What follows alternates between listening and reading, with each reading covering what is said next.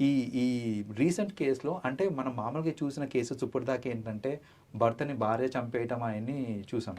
ఈ మధ్య ఇంకా ఫ్యాన్సీగా ఏంటంటే సుపారీ కూడా ఇస్తున్నారు. హస్బెండ్ని చంపేయడానికి సుపారీ కూడా ఇస్తున్నారు. లైక్ మన ఖమ్మంలో జరిగిన ఇన్సిడెంట్ తీసుకుంటే కనుక భార్య మా హస్బెండ్ని చంపండి అని చెప్పి సుపారీ కూడా ఇచ్చింది. అయితే ఆమెకి యాక్చువల్గా వేరే వాళ్ళతో అఫైర్ ఉంది.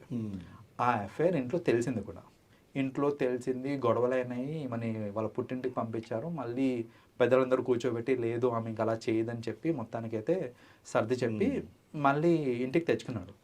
ఇంటికి తెచ్చుకున్నప్పటికి కూడా ఆమె తీరు అనేది మారలేదు. సో ఆమె తీరు మారకపోయేసరికి ఇంకా ఈ వీళ్ళతోటి తరచుగా గొడవలు ఎక్కువైపోయేసరికి ఈమె ఏంటంటే వాళ్ళ హస్బెండ్ పేరు ధర్మ అండి. సో ధర్మాన్ని అడ్డు తొలగించుకోవడానికి సుపారీ ఇచ్చిందంట. ఎవరికి ఇలా ఎవరికో బయట వాళ్ళకి సుపారీ ఇచ్చినాక ఇక్కడ సినిమా మాదిరి ట్విస్టులు ఉన్నాయి ఇందులో అయితే.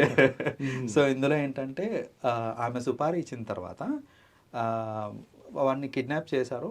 మొత్తానికైతే కిడ్నాప్ చేసిన తర్వాత మిగతా డబ్బులు ఇవ్వు, ఆమె అడ్వాన్స్ ఇచ్చింది, మిగతా డబ్బులు ఇవ్వు, డబ్బులు ఇస్తే చంపేస్తాను అనేసి. వీళ్ళు ఏంటంటే నువ్వు చంపేస్తే డబ్బులు ఇస్తాను వీళ్ళు.